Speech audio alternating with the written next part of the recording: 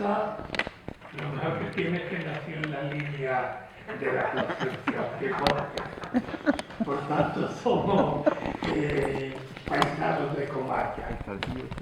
Se educó en Málaga, donde estudió económica, luego viajó a Montpellier, donde realizó un posgrado.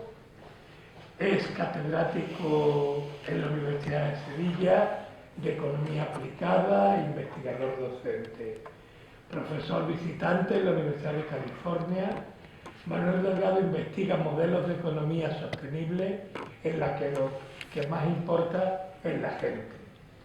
Ha investigado las causas del atraso del desarrollo de la economía en Andalucía y tiene numerosas publicaciones sobre la economía de la industria agroalimentaria andaluza. Entre sus publicaciones y artículos voy a destacar uno o dos, porque tiene muchísimos, que es Andalucía, la otra cara de la globalización y una economía para la vida en Andalucía. Es miembro del Consejo de Redacción de la revista Economía Política, revista de Estudios Urbanos y revista de Estudios Regionales. A Manuel Delgado le preocupan de manera muy particular las desigualdades sociales y el deterioro del medio ambiente. Manolo, gracias cuando tú quieras. Bueno, muchas gracias, Pepe, por la presentación y gracias también a los compañeros de Cádiz por este esfuerzo que habéis hecho por organizar hoy aquí este acto y a la Universidad de Cádiz por acogernos también en este día.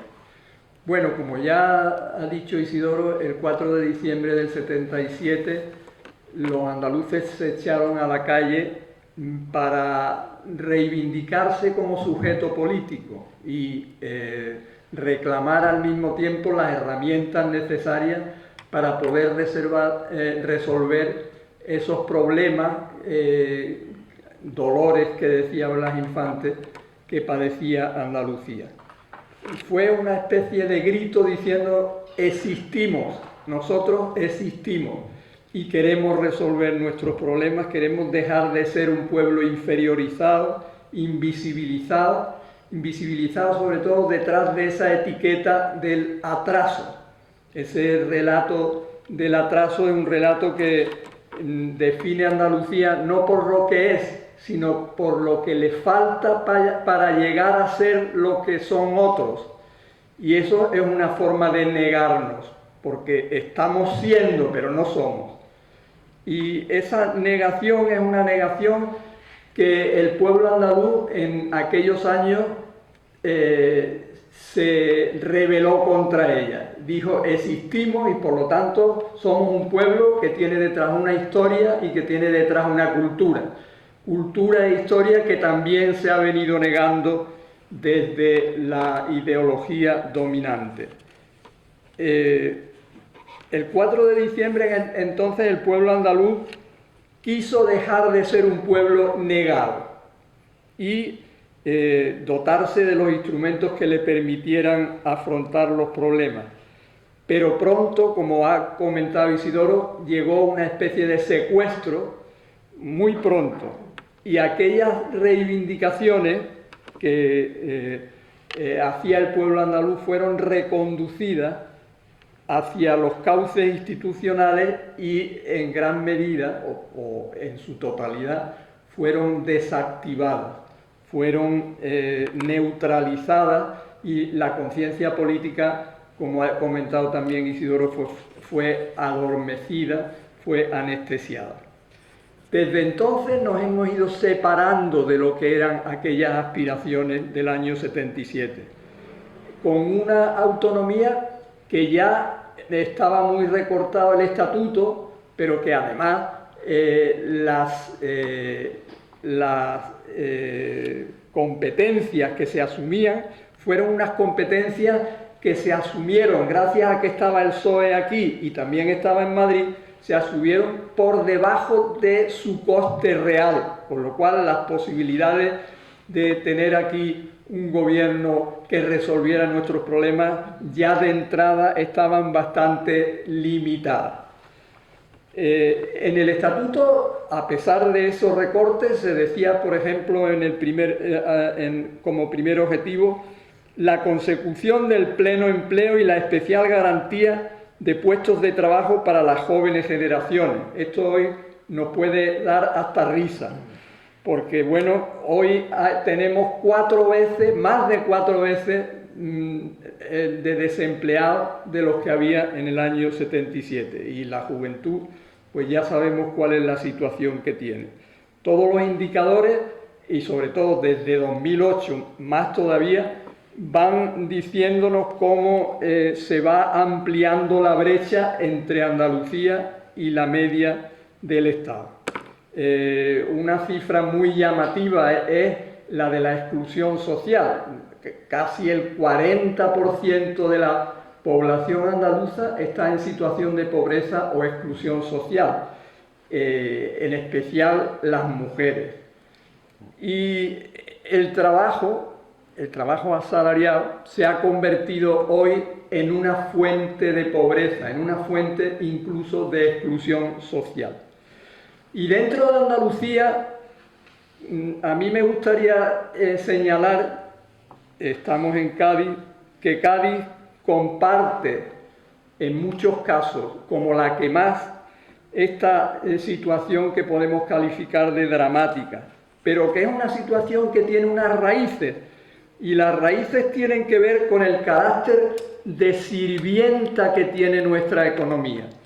Pero también, y sobre todo, con la condición colonial que tiene nuestra realidad económica, nuestra realidad social, nuestra realidad política y nuestra realidad cultural.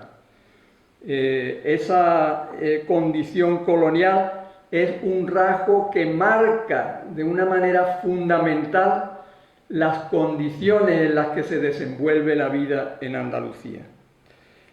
Uno de los anhelos que entonces en aquella época eran muy fuertes, la cuestión agraria. Bueno, la cuestión agraria que Antonio Gala resumía diciendo: la tierra con mejores condiciones agrícolas daba a sus hijos ceniza y amargura como aliento.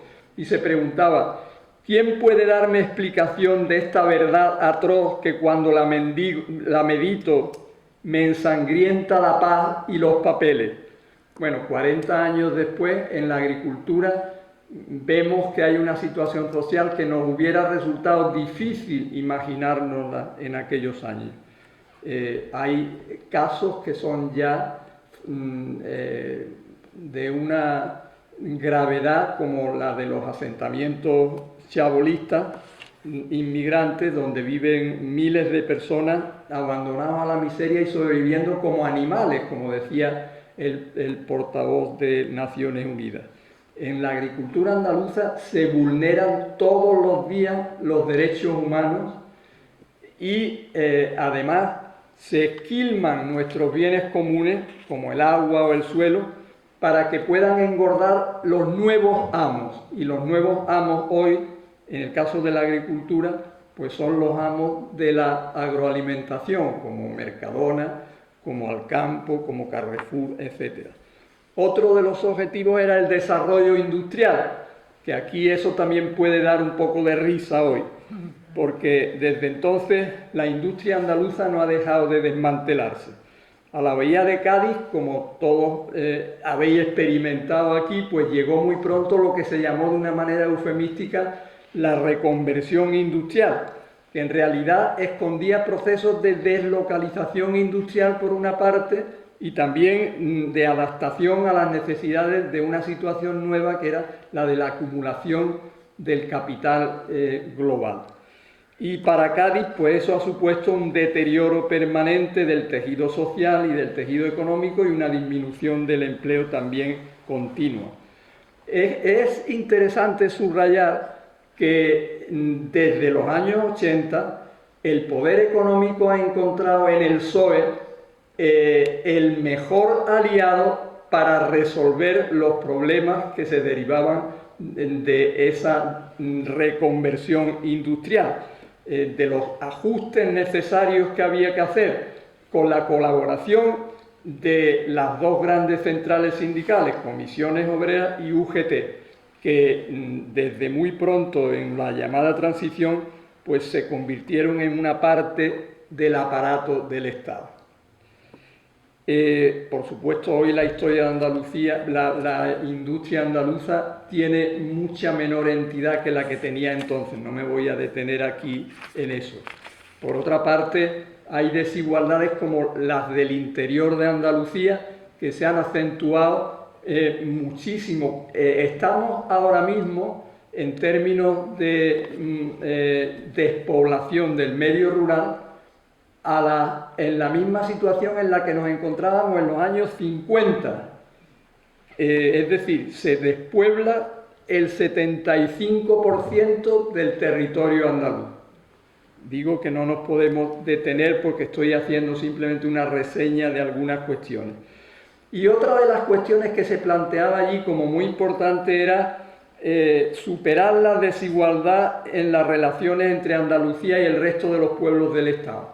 También hemos ido avanzando, pero al contrario de lo que queríamos, hacia la dirección contraria a la que queríamos, porque aquí con el crecimiento económico lo que se ha hecho es reforzar las actividades que constituían el núcleo fundamental de nuestra dependencia económica, es decir, la agricultura, que se ha hecho intensiva ahora, el turismo y recientemente la minería, que ha sido activada desde que en 2014 un gobierno del PSOE y de Izquierda Unida pues consideraron que la minería debía ser el motor de un nuevo modelo de desarrollo para Andalucía. Y me interesa mucho subrayar que precisamente el sistema político y las instituciones que conforman ese sistema político han sido cómplices, cuando no han sido cómplices, han sido protagonistas de ese despojo que ha sufrido Andalucía. Esto desde la conquista, podemos decir que ya la conquista castellana trajo para el pueblo andaluz una desposesión brutal que venimos incluso padeciendo hasta hoy, ¿no? En Cádiz también lo tenemos que señalar, el caso de Airbus, ¿no? Caso de colaboración entre las instituciones políticas y los intereses económicos predominantes, porque en Airbus, en cuanto se decidió por parte de la empresa el cierre, enseguida desde el Estado, el Ministerio de Industria y Comisiones y UGT en Madrid hicieron un acuerdo para presentar una propuesta que enterraba de una manera silenciosa la fábrica de Puerto Real a cambio de ofrecer una promesa que ya se sabe que no se va a cumplir. De modo que se puede decir, bueno, aquí también me gustaría decir que en este caso de Airbus el comportamiento de la Junta de Andalucía fue muy ilustrativo de lo que ha venido haciendo durante todos estos 40 años, que es en las cuestiones importantes pues hacer el papel de convidado de piedra, es decir, no entender o no tener capacidad para entender o no querer entender de las cuestiones que importan a tantos miles de andaluces, que son preocupantes para la vida de tantos miles de andaluces. Hoy podemos decir entonces que 40 años después de aquella reivindicación de aquel 4 de diciembre, se sigue utilizando la condición de la economía andaluza como una economía subalterna, como una realidad inferiorizada, sometida, se sigue utilizando eso para extremar las condiciones de explotación del pueblo andaluz. Esto, desgraciadamente, lo hemos visto ahora en el conflicto del metal en Cádiz también, para hacer referencia a una cosa próxima. Las condiciones en las que está el empleo, en las que ha estado el empleo en esta industria del metal, tienen mucho que ver con la situación social y con la situación del mercado de trabajo, no solo de la provincia de Cádiz, sino también de Andalucía en general. Quiero decir que Cádiz comparte y ha compartido siempre con frecuencia en un grado extremo, la condición andaluza de ser una sociedad que está instalada en la pobreza, en la precariedad y en la miseria desde hace siglos. Y Cádiz comparte con Andalucía la principal dedicación hoy de los andaluces, que es ser los camareros y las camareras de Europa por 6 euros la hora. Cádiz, como Andalucía, como el resto de Andalucía, ha soportado continuamente los costes que se derivan de ser una especie de zona de sacrificio para que el capital localizado fuera de Andalucía, en la Unión Europea, ese capital globalizado que se apropia de la riqueza andaluza, pues pueda engordar a costa, digo, de los costes ecológicos y sociales que tiene que soportar Andalucía. Por eso yo creo que para interpretar lo que está pasando en Cádiz y lo que ha estado pasando en Cádiz recientemente, es imprescindible que pongamos por delante nuestra condición de andaluces y andaluzas. Es decir, que no podemos seguir ignorando en esa lucha obrera ese carácter de andaluces que tenemos que poner en primer plano, porque es esa condición de andaluces y de andaluzas la que está detrás del trato que recibimos y del sitio que ocupamos como trabajadores. Es decir, que nuestra situación como trabajadores está fuertemente condicionada por nuestra situación como andaluces, por nuestra posición como andaluces dentro de este sistema. Si hiciéramos uso de ese término que utilizaba Blas Infante, diríamos que los dolores de Cádiz son también los dolores de Andalucía. Lo que quiero decir es que aquí la cuestión social y la cuestión andaluza van de la mano. La cuestión social y la cuestión andaluza son dos caras de la misma moneda. Blas Infante lo tenía clarísimo. No se trata, decía él, de satisfacer, solo de satisfacer una aspiración proletaria. Se trata de satisfacer también las ansias de redención de un pueblo secularmente oprimido. Esta mirada la tenemos que incorporar si queremos no solamente explicar lo que está pasando, sino también buscar una salida. Nos tenemos que, cuando nos queramos preguntar qué hacemos, tenemos que utilizar esta mirada de la que yo estoy hablando, aunque en una realidad como la nuestra, antes que preguntarnos qué hacemos, tenemos que preguntarnos cómo hemos llegado hasta aquí, porque sigue necesitando Andalucía como algo prioritario aquello que dijo Blas Infante en 1918. Ha llegado la hora de que Andalucía despierte y se levante, como despertó y se levantó en 1977. Pero nosotros seguimos ahora mismo necesitando reactivar nuestra conciencia como pueblo, hasta tal punto que el despertar de esa conciencia hoy políticamente es lo que resulta prioritario en nuestra tierra. ¿Para qué? Pues para poder crear las condiciones que hagan que los recursos andaluces, que el patrimonio andaluz se ponga a disposición de los intereses del pueblo andaluz. Para poder tener una vida digna en Andalucía, eso es algo imprescindible. Y estamos hablando entonces de organizar una economía para el cuidado de la vida y no para engordar las necesidades del capital. Estamos hablando de una economía entonces que se base en